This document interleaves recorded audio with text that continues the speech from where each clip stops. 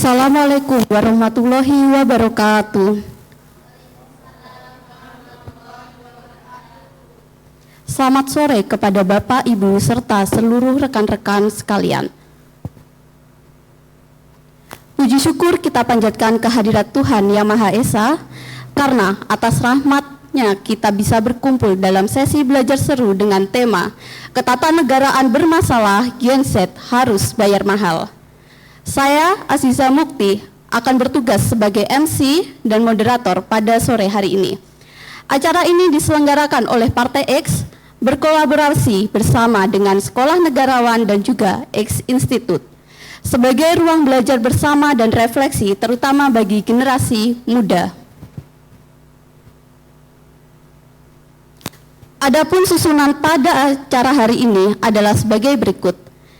Yang pertama adalah sesi pembukaan, yang kedua menyanyikan lagu Indonesia Raya, ketiga adalah sambutan, keempat pemaparan dari narasumber, dan acara terakhir adalah penutup.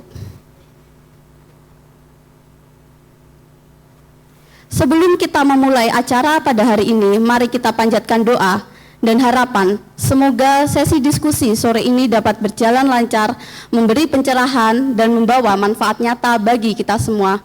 Amin amin ya robbal alamin.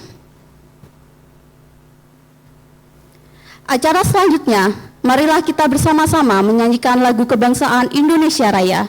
Bagi seluruh peserta, kami mohon untuk berdiri dengan khidmat.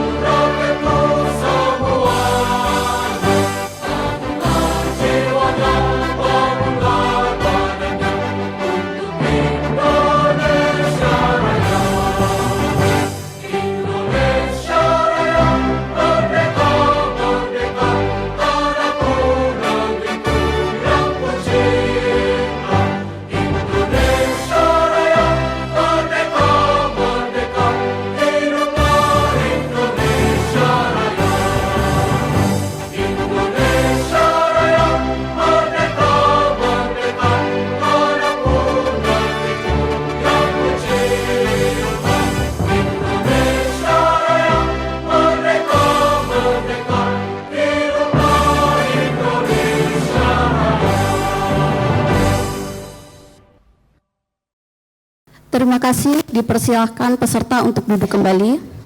Acara selanjutnya adalah sambutan dari Bapak Prayogi Rendra Saputra selaku Direktur Sekolah Negarawan. Kepada Bapak Prayogi kami persilahkan.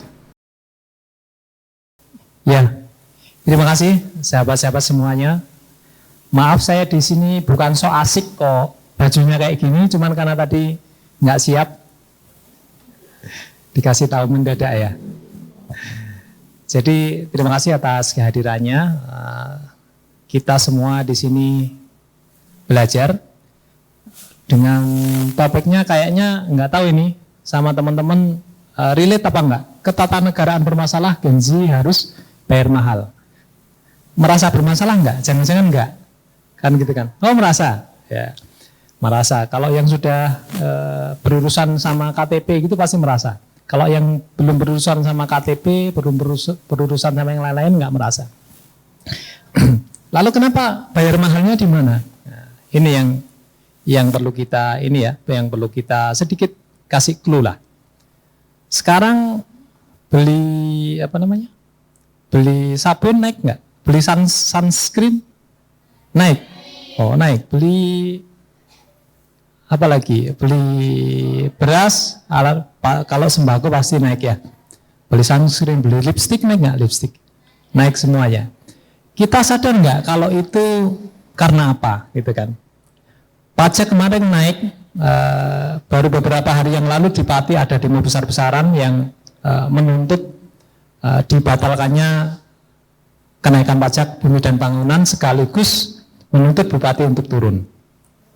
Kenapa hal itu terjadi? Kalau kita yang sering tahu adalah kenapa? Karena ada kenaikan pajak bumi dan bangunan, gitu aja. Kita jarang sekali yang sampai ke akarnya. Akarnya apa? Akarnya adalah karena transfer uang dari pusat, dari Jakarta yang ditransfer ke kabupaten itu dipotong 50%. Yang sebelumnya dapat 10 juta misalnya 1 tahun, tinggal 5 juta.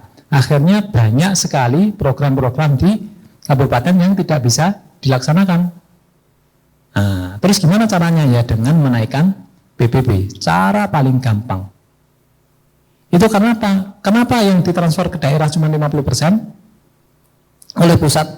Karena hampir 30%, ya sekitar 25% sampai 30% APBN, uang negara kita digunakan untuk membayar utang. Siapa yang utang? Yang utang siapa? Jokowi. Ya, pasti yang digunakan untuk membayar utang 10 tahun terakhir ini. Dan saat itu presidennya nggak tahu ya, presiden ke-7. Siapa namanya? Saya lupa. Ingat saya teman ke-7 gitu aja ya. Nah, itu kita kan sosokan mungkin nggak merasa, oh kita nggak ikut bayar utang kok. Enggak, kita khususnya teman-teman nanti juga sampai puluhan tahun ke depan akan membayar utangnya. Lewat apa? Lewat subsidi BBM mungkin yang dikurangi, subsidi macam-macam yang dikurangi, harga bahkan mulai lahir ya. Kan kita selalu ada narasi kita sejak lahir berapa? Sejak lahir ceprot. Ceprot itu apa bahasa Indonesianya? Enggak ada ya. Sejak lahir ceprot itu kita sudah dibebani utang 10 atau 20 juta, saya lupa angka detailnya. 36 juta. Wah, masa kita nggak ikut bayar gitu kan? Kita kan merasa nggak ikut bayar. Yang barusan melahirkan merasa ini, anakku dibebani utang 36 juta. Dari mana? Dari harga pampers yang naik, dari harga susu yang naik, dari harga apalagi yang naik, kebutuhan bayi naik semua. Ada ini lotion itu, sabun, sampo, semua dah naik. Itu secara tidak sadar itu apa? Itu adalah cara kita membayar utang. Anak-anak kita membayar utang dengan itu, dan sampai puluhan tahun ke depan utang ini nggak akan terbayar. Kita akan terus menggulung. Seperti teman-teman kalau ada yang main judi online, jangan ya. Kalau ya, seandainya ada yang main judi online atau yang main pinjol, itu kayak nggak akan lunas. Atau kartu kredit kalau di masa lalu nggak akan lunas, pasti akan gulung. Setelah gulung gimana? Gulung itu artinya bertambah besar, seperti bola salju. Akhirnya nggak bisa terbayar. Seperti utang negara kita, nggak akan terbayar. Enak bagi pejabat karena apa? Utang nggak ikut bayar. Yang bayar akhirnya siapa? Ya kita juga. Tanpa kita sadari kadang-kadang ya. Nggak ikut bayar aja, bayar kita. Jangan lupa. Gas naik, harga gas naik itu karena apa? Karena gas subsidi dikurangi, akhirnya gas naik, BBM subsidi dikurangi, akhirnya naik, gitu ya. Jadi itu teman-teman, biar kita relate ya, saya mencoba menghubungkan itu saja biar, ternyata relate sama kehidupan Gen Z ini. Saya sih juga Gen Z.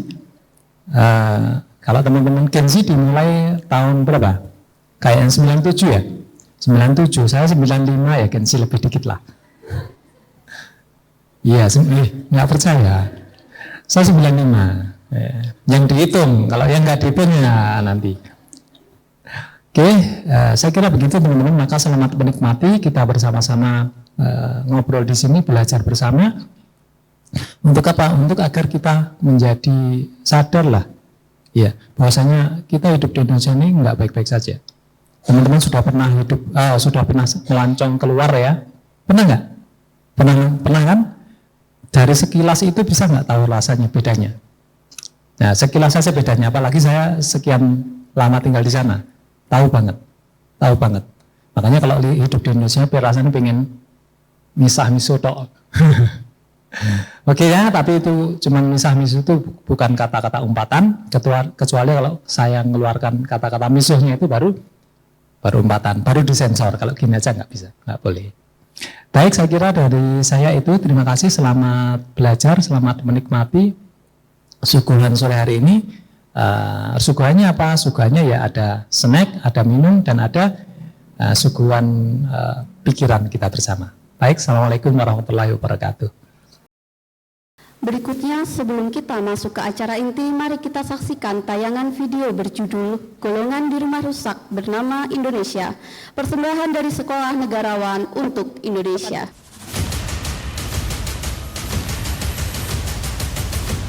Indonesia adalah rumah rusak, Gen Z harus bayar mahal.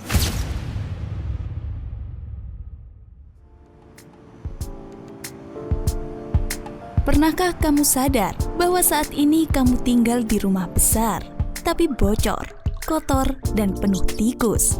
Ya, itulah rumah kita, Indonesia. Tapi bukan rumah biasa. Ini rumah dengan 270 juta penghuni. Indonesia adalah rumah besar, rumah yang punya banyak kamar. Ada kamar yang luas dan mewah, serta penuh fasilitas. Tapi ada juga kamar sempit, pengap, dan dihuni oleh banyak orang sekaligus, mirip dengan kesenjangan sosial yang kita alami hari ini. Atap rumah ini bocor di mana-mana, ibarat aturan dan kebijakan negara yang mudah ditembus kepentingan pejabat. Akibatnya, kita selalu kebasahan jika hujan dan kepanasan di musim kemarau. Dengan kata lain, hukum tak lagi melindungi. Dinding rumah lembab dan penuh retakan, sama seperti birokrasi kita yang ribet, berbelit, dan penuh pungli. Hukum tumpul ke atas, tajam ke bawah, yang kaya makin kaya dan yang miskin semakin miskin. Saluran air rumah mampet, genangan air kotor menumpuk, mirip dengan jalur pelayanan publik yang tersumbat, lambat, dan bikin kesal. Belum lagi, lantai rumah yang keramiknya terkelupas, bisa melukai siapa saja yang lewat. Ini seperti sistem hukum kita yang kelihatan bagus dari luar, tapi justru menyakiti rakyat kecil. Kamar mandi bau, salurannya rusak, sama seperti lembaga keadilan kita yang makin tidak adil, tidak transparan, dan penuh konflik kepentingan. Keadaan dapur juga kotor dan semrawut, persis seperti pengelolaan uang negara yang APBN dibancak, diselewangkan, dan tidak jelas penggunaannya. Kondisi kamar tidur berantakan dan tidak layak huni. Itulah kehidupan rakyat hari ini, di mana serba mahal, penuh tekanan, dan tidak nyaman. Belum lagi tikus dan kecoa yang berseliweran.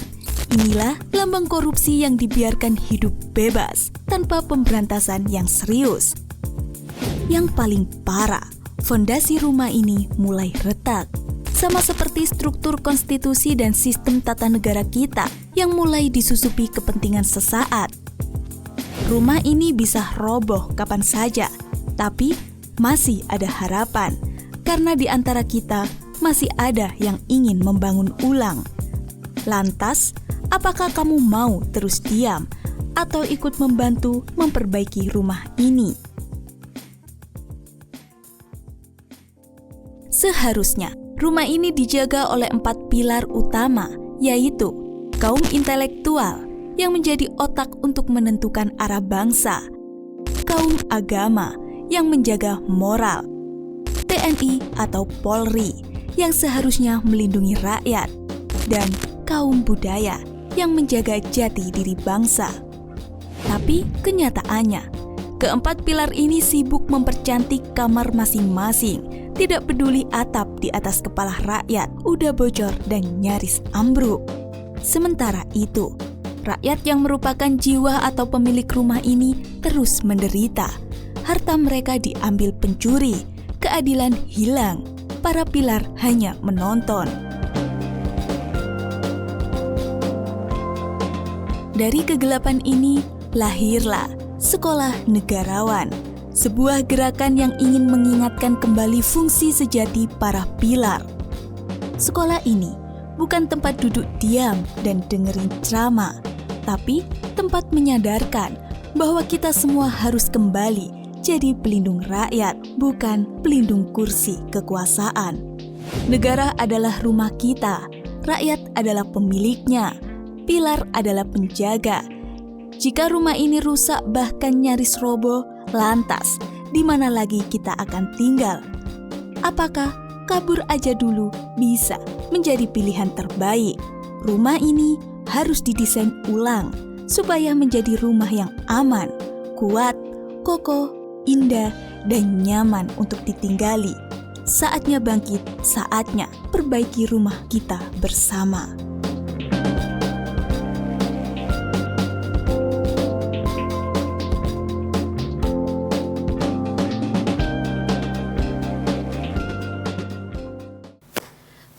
Agustus, hari bersejarah ketika bangsa ini menyatakan diri merdeka dari penjajahan.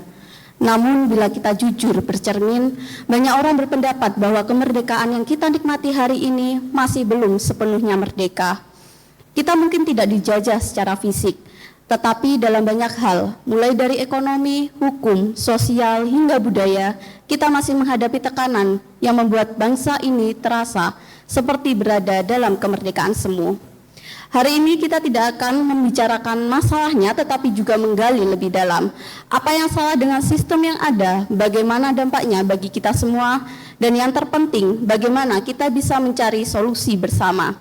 Langsung saja saya persilahkan kepada Saudari Risma Farah dan Sinti Yulfani untuk memberikan pemaparan tentang ketatanegaraan bermasalah, genset harus membayar mahal.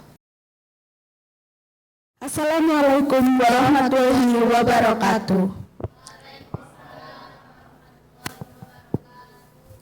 Halo teman-teman semua yang sudah hadir, bagaimana kabarnya hari ini?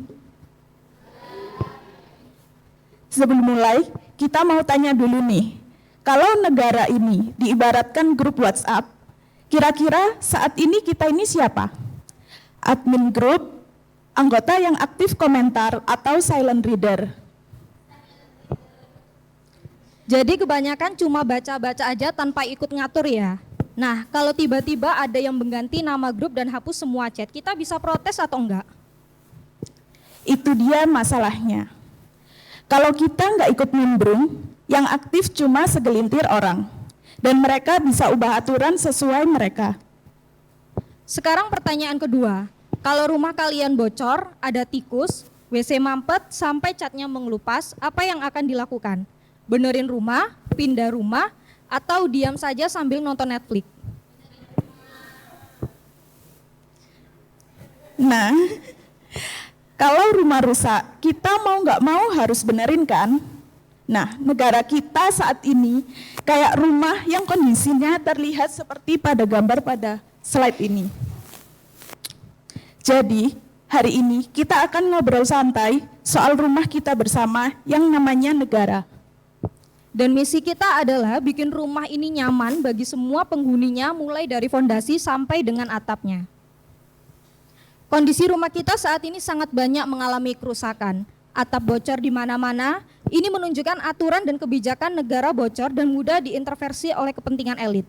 Dinding lembab dan ditumbuhi jamur, ini menunjukkan fondasi negara dibiarkan lapuk oleh korupsi dan pembiaran yang mengakar. Fondasi rumah mulai retak, menunjukkan struktur konstitusi dan tata negara mulai rusak karena disusupi kepentingan jangka pendek. Dapur kotor dan berantakan, ini menunjukkan struktur konstitusi dan tata negara mulai rusak karena disusupi oleh kepentingan jangka pendek. Kamar tidur berantakan dan tidak layak dihuni, menunjukkan kehidupan rakyat yang tidak nyaman, biaya mahal, dan penuh tekanan kebutuhan ekonomi. Teman-teman di sini juga ngerasain kan? Kebutuhan sehari-hari kita semakin lama kok rasanya semua semakin mahal. Bahkan yang dulu murah sekarang bikin kita mikir 2 kali sebelum membeli. Selanjutnya yaitu kamar mandi bau. Saluran WC rusak, ini ibarat pengadilan dan lembaga hukum kita yang sudah berbau busuk. Kenapa? Karena nggak adil, nggak transparan, dan penuh dengan konflik kepentingan. Contohnya gampang banget, kita lihat seperti kasus-kasus pajak yang lagi ramai. Seperti kasus UD Pramono atau Pak Antono Bojonegoro. Bikin kita mikir, hukum itu tajam ke bawah tapi tumpul ke atas nggak sih? Keramik terkelupas dan tajam, menunjukkan infrastruktur hukum terlihat indah di luar, tapi tajam melukai rakyat kecil. Sirkulasi udara pengap dan tidak segar, menunjukkan ruang demokrasi dan kebebasan berekspresi tidak ada lagi angin segar untuk rakyat. Saluran air mampet dan menyebabkan penggenangan seperti aluran birokrasi dan pelayanan publik yang tersumbat, tidak efisien, penuh pungli, dan lambat. Ada tikus dan kecoa di mana-mana. Ini menunjukkan korupsi merajalela dari semua lini tanpa pemberantasan yang sungguh-sungguh. Nah, kita sudah lihat kondisi rumah kita saat ini yang separah itu kerusakannya. Pertanyaannya sekarang, menurut teman-teman semua, siapa sih yang seharusnya menjaga rumah ini? Ya pastinya yang tinggal di dalam rumahnya ya. Betul. Di rumah negara ini ada yang disebut dengan 4 penjaga negara dan 1 pusat kedaulatan yang harusnya membuat rumah menjadi kokoh. Di mana yang pertama ada kaum intelektual. Kaum intelektual ini diibaratkan otak pada tubuh manusia yang bertindak sebagai pengarah, yaitu para cendekiawan, akademisi, pemikir bangsa, yang seharusnya mereka merancang dan memberikan ide-ide besar untuk negara.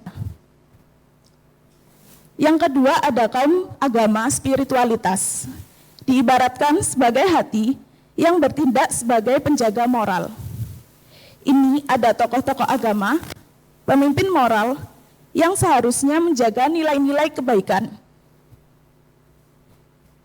Yang ketiga ada kaum TNI Polri, atau yang menjadi tulang pada tubuh manusia, di mana seharusnya selalu menjadi pelindung, menjaga keamanan dan ketertiban. Yang keempat ada kaum budaya dan adat istiadat, sebagai penjaga identitas yang menjurus jati diri bangsa dan nilai-nilai budaya. Dan yang terakhir ada 1 pusat kedaulatan, yaitu rakyat, sebagai jiwa pada tubuh manusia. Wih, kedengarannya keren, berarti rumah kita aman dong. Oh, tentu tidak. Masalahnya, pilar-pilar ini berdiri sendiri-sendiri. Mereka semua sibuk dengan urusan masing-masing, kayak nggak saling ngobrol dan memiliki kepentingan sendiri-sendiri. Sehingga nggak ada lagi namanya penjaga rumah yang mengakibatkan banyaknya tikus-tikus yang menggerogoti rumah. Dan pada akhirnya, rakyat punlah sang pemilik rumah dan pemilik kedaulatan sesungguhnya yang menjadi korban. Jadi intinya, pilar-pilar ini harus bekerja sama bareng, biar rumah milik rakyat ini bisa berdiri kokoh lagi. Iya, betul. Tadi kita udah sepakat ya, rumah negara ini rusak. Tapi mungkin ada yang mikir, emang buktinya apa sih selain analogi rumah? Buktinya bisa kita lihat dari sejarah negara kita. Coba lihat di slide ini, ada struktur ketatanegaraan NKRI sebelum adanya amandemen Undang-Undang Dasar 1945. Di atas ada Majelis Permusyawaratan Rakyat, lalu ada DPR, Presiden, BPK, DPA, dan MA. Kedudukan rakyat hanya disebut sebagai pemilik kedaulatan, tapi sebenarnya belum bisa benar-benar menguasai, yang diwakili oleh Majelis Permusyawaratan Rakyat. Lembaga negara banyak yang belum disebut jelas dan tegas. Kepala negara dan kepala pemerintahan masih dijabat oleh 1 orang, yaitu presiden. Artinya, rumah ini ibarat pemilik rumah, tapi nggak bisa ngatur rumahnya sendiri. Semua kunci kamar, pintu, bahkan dapurnya dipegang oleh 1 orang, yaitu presiden. Betul. Jadi walaupun kita bilang rakyat berdaulat, kenyataannya tidak ditulis dalam struktur ketatanegaraan kita sebelum amandemen Undang-Undang Dasar 1945. Kalau pakai kacamata teori manajemen, negara itu ibarat sebuah perusahaan besar. Tetapi rakyat sebagai pemilik saham nggak pernah hadir di dalamnya. Jika sebelum amandemen seperti itu, apalagi setelah amandemen keempat ya? Coba lihat struktur ketatanegaraan kita setelah amandemen keempat Undang-Undang Dasar 1945 ini. Sepertinya kok tambah parah ya? Loh, bukannya harusnya lebih baik ya? Kan katanya lebih modern dan demokratis. Nah, sekilas memang kelihatan lebih keren. Ada tambahan DPD, ada MK, ada Komisi Yudisial, bahkan ada KPU. Jadi secara tampilan rumah negara ini lebih gede dan lebih lengkap. Masalahnya, inti persoalannya masih sama. Kedudukan rakyat dan perwakilan rakyat yaitu MPR sudah tidak ada lagi. Kewenangan MPR dipangkas secara manajemen, strukturnya malah kehilangan shareholders alias pemegang saham dan juga kehilangan board of director. Padahal dua posisi ini sangat penting dalam perusahaan. Iya, bayangkan sebuah perusahaan besar tapi nggak jelas siapa pemiliknya. Nggak ada direksi yang kasih arahan strategis. Apa yang terjadi? Perusahaan itu kebingungan arah karena nggak ada jaminan tujuan jangka panjangnya. Oke, teman-teman, coba kita bandingkan. Di dunia nyata, semua bentuk organisasi itu selalu memiliki pemilik dan pengarah tertinggi. Misalnya pada PT, keputusan tertinggi terletak pada RUPS. Pada yayasan terletak pada pembina, koperasi atau perkumpulan terletak pada rapat anggota. Itu semua jadi pemegang keputusan tertinggi. Lalu ada juga level pengawasnya kayak komisaris di PT, pengawas di yayasan atau di koperasi. Selain itu, baru ada kepelaksanaannya seperti direktur dan pengurus. Sekarang kita lihat di negara kita. Sebelum amandemen masih jelas ada MPR yang secara Undang-Undang Dasar 1945 Pasal 1 Ayat 2 disebutkan sebagai pemegang kedaulatan rakyat. Jadi mirip kayak RUPS-nya negara. Tetapi setelah amandemen, MPR itu dicoret. Negara kita nggak punya lagi keputusan tertinggi yang benar-benar mewakili rakyat sebagai pemilik. Yang ada cuma presiden. Tapi mereka bukanlah RUPS negara. Jadi negara kita ini jalan kayak organisasi tanpa pemilik sah. Bayangin aja kalau ada PT yang nggak punya RUPS atau koperasi yang nggak punya rapat anggota. Aneh banget kan? Siapa dong sebenarnya pemiliknya? Nah, itulah kondisi negara kita setelah amandemen. Rakyat seolah-olah sebagai pemilik, tapi tidak hadir dalam struktur resminya. Nah, teman-teman, coba sekarang hubungkan lagi sama analogi rumah tadi. Kalau sebuah rumah dan kondisinya sudah rusak, nggak punya pemilik yang jelas, nggak ada lagi yang benar-benar bertanggung jawab apa yang terjadi. Akhirnya rumah itu dibiarkan rusak dan itulah yang terjadi di negara kita. Karena pemiliknya yaitu rakyat tidak hadir dalam struktur, maka lembaga-lembaga negara pun jalan sendiri-sendiri. Akibatnya apa? Banyak lembaga negara yang melakukan malfungsi. Presiden kayak jalan sendiri, DPR sibuk bikin aturan, kadang nggak nyambung sama kebutuhan rakyat. Lembaga hukum penuh masalah integritas, bahkan lembaga baru yang ditambahkan setelah amandemen justru tumpang tindih wewenangnya. Kalau dalam bahasa rumah, ini kayak kamar mandinya mampet, dapurnya kotor, kamarnya pengap, tapi nggak ada arsitek yang ngatur pembenahannya. Semua orang sibuk di ruangannya masing-masing, akhirnya yang sesara siapa? Ya penghuninya, yaitu kita semua rakyat. Jadi, malfungsi lembaga negara ini bukan muncul secara tiba-tiba, tapi karena fondasinya salah. Rakyat sebagai pemilik rumah nggak diakui secara jelas dalam struktur. Itulah kenapa sampai sekarang negara terasa jalan tanpa arah. Jadi teman-teman, kita udah lihat tadi ya, mulai dari struktur negara sebelum amandemen, setelah amandemen, sampai perbandingannya dengan PT atau koperasi. Intinya sama, rumah kita ini sudah rusak karena pemiliknya yaitu rakyat, nggak pernah benar-benar diakui hadir dalam strukturnya. Akibatnya, lembaga-lembaga negara banyak yang malfungsi, ada tumpang tindih wewenang, ada yang jalan sendiri-sendiri, ada juga yang justru jadi sumber masalah baru. Ibaratnya rumah bocor, WC mampet, atap bolong, tapi nggak ada yang ngurus. Sekarang kita mau lempar satu pertanyaan ke kalian semua. Dari penjelasan tadi, dari kondisi nyata yang kita lihat sehari-hari, apakah kalian percaya bahwa kerusakan negara ini benar-benar terjadi? Kalau percaya, berarti kita sama-sama sadar ada masalah besar. Kalau rumah kita rusak, jelas penghuninya juga ikut berdampak. Nah, rumah negara ini penghuninya siapa sih? Ya kita semua rakyat. Pertanyaannya sekarang, ketika rumah ini rusak, sikap kita sebagai penghuni ternyata berbeda-beda. Ini ada gambar yang menunjukkan golongan-golongan rakyat sebagai penghuni rumah. Ada golongan apatis. Jika rakyat, maka ia akan menjadi manusia rusak, jasmani dan rohani. Jika ia 4 pilar negara, maka akan menjadi manusia yang kafir. Golongan selanjutnya yaitu golongan tersesat. Jika dia rakyat, maka akan menjadi manusia yang sehat jasmani, tapi rusak rohaninya. Jika dia 4 pilar negara, maka akan menjadi manusia yang munafik.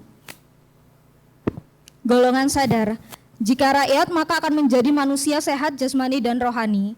Jika merupakan 4 pilar negara, maka akan menjadi manusia yang mempunyai iman. Dan jangan lupa ada juga golongan rakyat diaspora, yaitu rakyat yang berada di luar negeri. Ada yang cuek meski di luar negeri, ada yang sadar dan peduli dari luar, ada yang aktif bersuara dan bertindak untuk membantu membenahi rumah kita dari luar.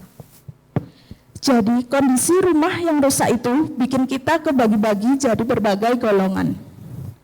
Tapi kalau rumah itu sehat, kuat, dan terurus, golongan itu bisa hidup dengan aman, nyaman, dan tentram. Pertanyaan lagi buat kita semua, teman-teman mau masuk golongan yang mana? Golongan apatis, tersesat, atau sadar, dan mau benerin rumah bareng-bareng? Tadi kita udah lihat betapa parahnya kondisi rumah kita yang rusak. Bahkan sampai penghuninya pun akhirnya terpecah-pecah.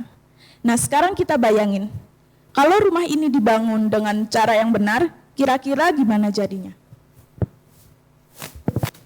Kalau mau bangun rumah yang kokoh, pasti butuh yang namanya blueprint. Dalam konteks negara, blueprint itu adalah Undang-Undang Dasar 1945. Itu fondasi aturan dasar, petanya, supaya rumah ini punya arah yang jelas.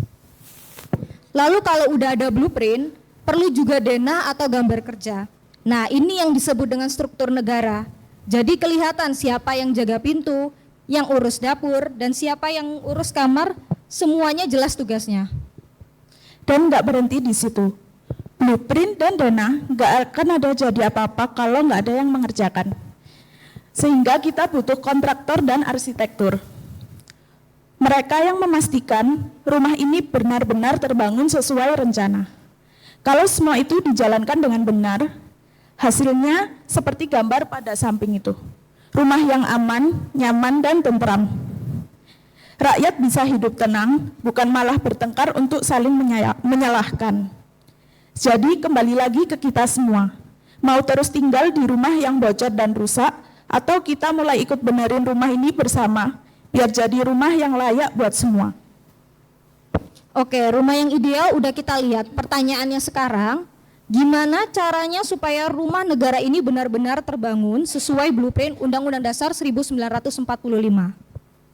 Oke, tadi kita sudah sepakat, rumah negara ini harus dibangun dengan blueprint jelas, arsitek dan kontraktor yang kompak, serta pemilik rumah yaitu rakyat yang terlibat langsung. Nah, sekarang biar lebih gampang dipahami, coba kita turunkan analoginya ke sesuatu yang lebih dekat yaitu rumah tangga. Rakyat ibarat ibu rumah tangga atau istri, lalu MPR jadi kayak ayah atau suami yang mewakili keluarga dalam mengambil keputusan yang besar. Anak-anaknya kita analogikan sebagai Pancasila ya, sila pertama sampai dengan sila kelima. Jadi mereka semua ada di dalam keluarga inti ini. Terus siapa yang bantu-bantu kerja di rumah? Itu adalah pemerintah, yang diibaratkan seperti asisten rumah tangga. Tugasnya ngurusin kebutuhan sehari-hari, tapi tetap harus sesuai arahan keluarga, bukan seenaknya sendiri. Lalu dari mana ART ini datang? Dari agen ART yaitu partai politik. Jadi partai seharusnya cuma menyalurkan tenaga kerja yaitu pemerintah buat bantu rakyat mengurus rumahnya, bukan malah menjadi bos rumah. Teman-teman di sini ada yang pernah punya asisten rumah tangga di rumah? Kalau ART-nya rajin, bersih, nurut sama arahan, pasti rumah kita rapi dan nyaman kan? Tapi coba bayangkan kalau ART-nya semaunya sendiri, masa nggak sesuai selera? Uang belanja dipakai seenaknya, bahkan lebih berkuasa dari pemilik rumah. Enak nggak kira-kira? Nah, persis kayak negara kita ini, pemerintah itu seharusnya cuma asisten rumah tangga. Mereka ngurus rumah, tetapi tetap atas arahan rakyat sebagai pemilik rumah. Nah, masalahnya sekarang sering kebalik, ART-nya yang lebih berkuasa dari pemilik. Makanya kita sebagai rakyat jangan cuma diem. Kalau pemilik rumah cuek, ART bisa seenaknya sendiri. Tapi kalau kita sadar peran, rumah bisa terjaga rapi, anak-anak bisa tumbuh baik, dan keluarga atau negara ini jadi tentram. Negara ada beberapa unsur, di antaranya wilayah, rakyat, pemerintah, dan pengakuan dari negara lain. Semua unsur tersebut harus saling bersatu dan menjalankan secara efektif, efisien, dan transparan demi mewujudkan keadilan dan kesejahteraan rakyat. Kalau tadi kita sudah lihat unsur negara ya, ada rakyat, wilayah, pemerintah, politik, dan tujuan akhirnya kesejahteraan. Pertanyaannya, gimana caranya semua unsur ini bisa nyambung, nggak jalan sendiri-sendiri? Nah, jawabannya ada di struktur ketatanegaraan. Jadi, unsur itu ibarat bahan-bahan bangunan, tapi kalau nggak ada denahnya, rumahnya bisa acak-acakan. Makanya kita perlu struktur yang jelas, biar setiap unsur berjalan sesuai dengan fungsinya. Di draft amandemen kelima ini, strukturnya berubah cukup besar. Yang paling penting, rakyat kembali ditempatkan sebagai pemilik dan pemegang kedaulatan penuh. Jadi rakyat bukan cuma penonton, tapi pemegang saham utama negara. MPR jadi lembaga tertinggi lagi, tapi bukan yang seperti dulu yang sering dipolitisasi. MPR ini posisinya mirip kayak Board of Director di perusahaan, mengatur arah strategi besar bangsa. Jadi jelas siapa yang jadi pengarah. Presiden juga perannya dipertegas ya, bukan pemilik tapi kepala pemerintahan, ibarat CEO yang menjalankan perusahaan sesuai arahan Board of Director, bukan jalan seenaknya sendiri. Lembaga-lembaga negara lain dipetakan dengan jelas, ada BPK, Badan Perencanaan, Dewan Keamanan Negara, sampai lembaga peradilan seperti MA, MA, dan KY. Jadi nggak ada lagi malfungsi kayak kamar mandi rusak atau atap bocor yang kita bahas di awal. Intinya struktur ini pengen bikin negara kita kayak rumah yang sehat. Ada pemiliknya rakyat, ada pengarahnya MPR, ada pengelolanya presiden dan pemerintah, dan semua ruangan ini berfungsi dengan baik. Hasil akhirnya rumah yang nyaman, aman, dan tentram. Kalau kita lihat struktur ketatanegaraan yang baru tadi, mungkin ada yang bertanya, kenapa sih harus ada amandemen kelima? Apa urgensinya? Nah, di sini poin pentingnya. Ada 5 alasan utama kenapa amandemen kelima Undang-Undang Dasar 1945 ini mendesak banget. Yang pertama, untuk mengembalikan kedaulatan rakyat. Jadi rakyat benar-benar jadi pemilik rumah, bukan cuma jadi penonton atau tamu di rumahnya sendiri. Yang kedua, supaya bisa menjalankan amanat proklamasi 1945 secara tuntas. Ingat, proklamasi itu bukan cuma teks sejarah, tapi janji besar buat merdeka seutuhnya. Yang ketiga, memisahkan negara dan pemerintahan secara tegas. Jadi nggak lagi rancu mana pemilik, mana pengelola, rakyat sebagai pemilik, pemerintah sebagai pengolah. Yang keempat, mengembalikan Pancasila sebagai falsafah dan pedoman hidup bernegara. Jadi bukan sekedar jargon, tapi benar-benar jadi kompas moral dan arah kebijakan negara. Dan yang kelima, karena sekarang sudah terlalu banyak malfungsi lembaga negara, dari kamar tidur, kamar mandi, dapur, semua yang kita analogikan tadi, banyak yang nggak berfungsi sebagaimana mestinya. Kalau dibiarkan saja, rumah ini akan roboh. Amandemen kelima ini bukan sekedar wacana akademis. Ini soal menyelamatkan rumah kita bersama, yaitu negara Indonesia, supaya bisa kembali aman, nyaman, dan tentram bagi semua rakyatnya. Kalau itu dibiarkan, ya rumah negara ini akan semakin rusak. Kita sudah lihat, bocor di mana-mana, atapnya rapuh, tembok retak, bahkan fondasinya bisa ambruk. Akibatnya, rakyat makin tersisih. Yang kaya makin berkuasa, yang miskin makin terhimpit. Lembaga negara hanya sibuk dengan kepentingannya sendiri, tanpa peduli dengan penghuni rumah, yaitu rakyat. Bukan cuma itu, kalau dibiarkan akan lahir generasi apatis yang menganggap politik dan negara itu kotor. Malfungsi negara akan melahirkan ketidakadilan, ketidakpastian hukum, korupsi, dan rakyat makin sulit percaya pada negara. Dan pada akhirnya, rumah negara bisa benar-benar roboh. Kalau itu sampai terjadi, bukan hanya struktur politik yang hancur, tapi juga kehidupan rakyat dari segi ekonomi, sosial, dan budaya ikut runtuh. Kita semua yang akan jadi korban. Di sini digambarkan untuk kondisi saat ini, di mana kehidupan bangsa kita seolah masih dikendalikan oleh cengkraman korporasi besar internasional. Tampak gedung-gedung raksasa dengan nama-nama besar yang menguasai perekonomian, sementara rakyat di bawah terlihat muram, bingung, bahkan kehilangan harapan. Setelah amandemen kelima Undang-Undang Dasar 1945, Indonesia digambarkan bangkit, berdaulat, dan memimpin dirinya sendiri.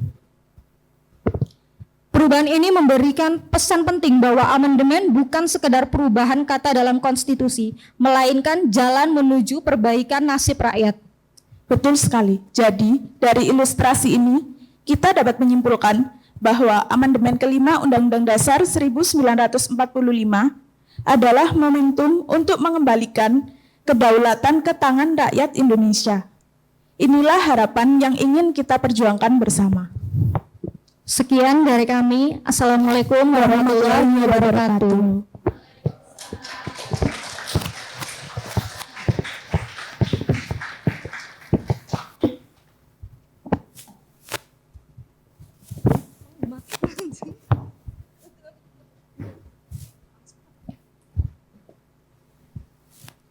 Terima kasih kepada Saudari Risma Farah dan juga Saudari Sinti Yulfiani atas pemaparan materi yang sangat luar biasa.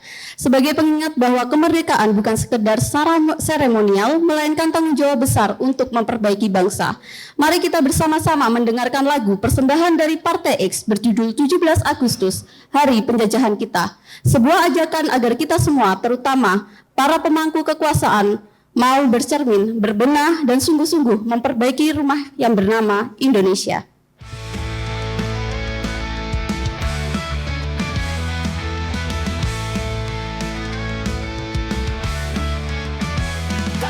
Agustus tahun 25, itulah hari penjajahan kita. Hari dijajah nusa dan bangsa, hari lahirnya Republik Penguasa. Terjajah, sekali terjajah, tanpa terjajah. Selama hayat masih dikandung badan, kita tetap tunduk, tetap patuh, menuruti penguasa negara. Kita tetap tunduk, tetap patuh, menjaga tahta mereka. Ayo bangkit, wujudkan rakyat yang merdeka dan kembali berdaulat sepenuhnya. 17 Agustus tahun 25, itulah hari penjajahan kita. Hari dijajah nusa dan bangsa, hari lahirnya Republik Penguasa. Terjajah, sekali terjajah, tetap terjajah. Selama hayat masih dikandung badan, kita tetap tunduk, tetap patuh, menuruti penguasa negara. Kita tetap tunduk, tetap patuh, menjaga tahta mereka. Ayo bangkit, wujudkan rakyat yang merdeka dan kembali berdaulat sepenuhnya.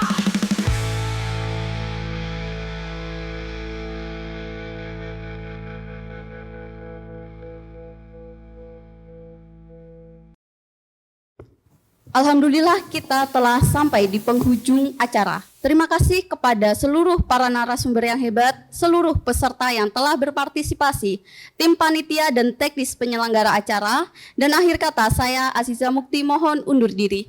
Mari kita bersama-sama memperbaiki rumah rusak ini terutama bagi para 4 pilar negara, agar generasi mendatang tidak lagi harus membayar mahal atas tantangan yang seharusnya bisa kita kelola bersama. Wassalamualaikum warahmatullahi wabarakatuh. Sampai jumpa di acara berikutnya.